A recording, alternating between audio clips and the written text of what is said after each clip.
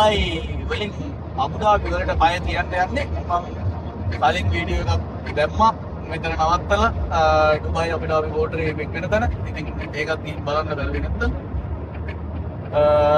ඉතින් අපි ඩුබායි වලින් ඔය විදිහට අබුදාබි වලට පා තියනවා. ඉතින් හැමදාම වගේ ඩුබායි ආවට පස්සේ පොඩි ආසාවක් කියන්නේ මේ ටයිම් එකේ ඉතින් ඒකත් කොන ටයිම් එක ඉතින් දාන්න යන්නේ ගන්තුත් වල ගන්තුත් රොයල් රෙස්ටොරන්ට් එකට.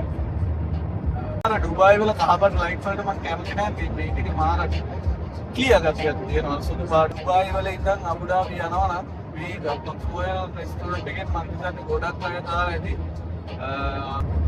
මෙතනට ගොඩක් අය එක්සිට් කරත් මේ තමා මේව කරගන්නේ ලේසිම විදිය තමයි මේ සෙට් එකට එක්සිට් කරලා ඉතින් තාත්තට එතනින් ගලව පගහලා දාන්න පුළුවන්. ටිකක් ලේට් නම් විදියට.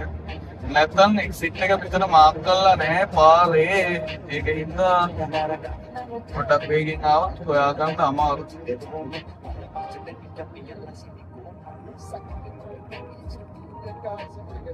ගන්තු එක්නොක් ස්ටේෂන් එක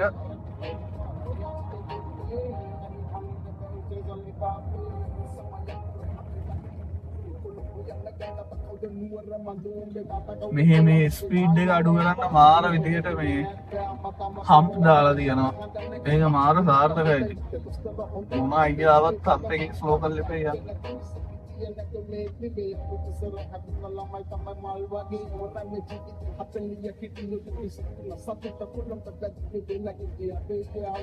මෙන්න මේ පොඩි ලොරි නම් සාපයක් අප්පා.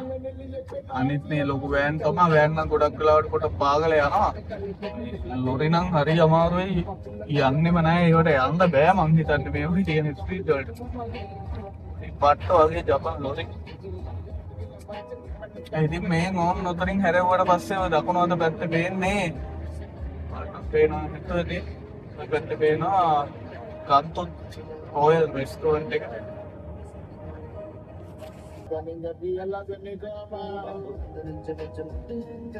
ගන්තුත් රොයල් රෙස්ටොරන්ට් එක ෆ්‍රී පාර්කින් තියෙන්නේ.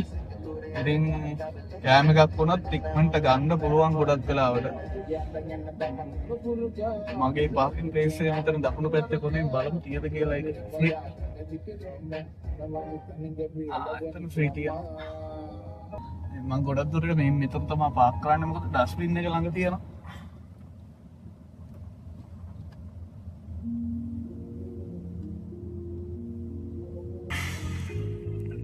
ස්ටෑන්ඩ් එකක් තියෙනවා කවුරු හරි නීදි මං හිතන්නේ ඇතුලේ. ඉතින් මේක තමයි ගන්තුත් රොයල් රෙස්ටොරන්ට් එක. ගන්තුත් රොයල් රෙස්ටොරන්ට් එක.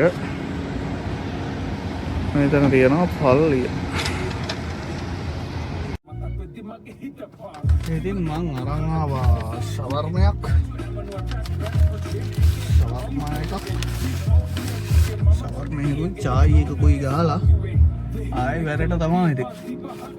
ඉතින් ඔහොම තමයි අද දවස ගෙවෙන්නේ. ඔෆ් කරන්න ඕන. ඉතින් අද දවසකින් හමුවෙමු. ජය වේවා. ඉතින් පේජ් එක ෆලෝ කරලා channel එක subscribe කරලා තියාගන්න. ලස්සන වීඩියෝ ටික ඉස්සරහට අරන් ගෙන්න. ජය වේවා.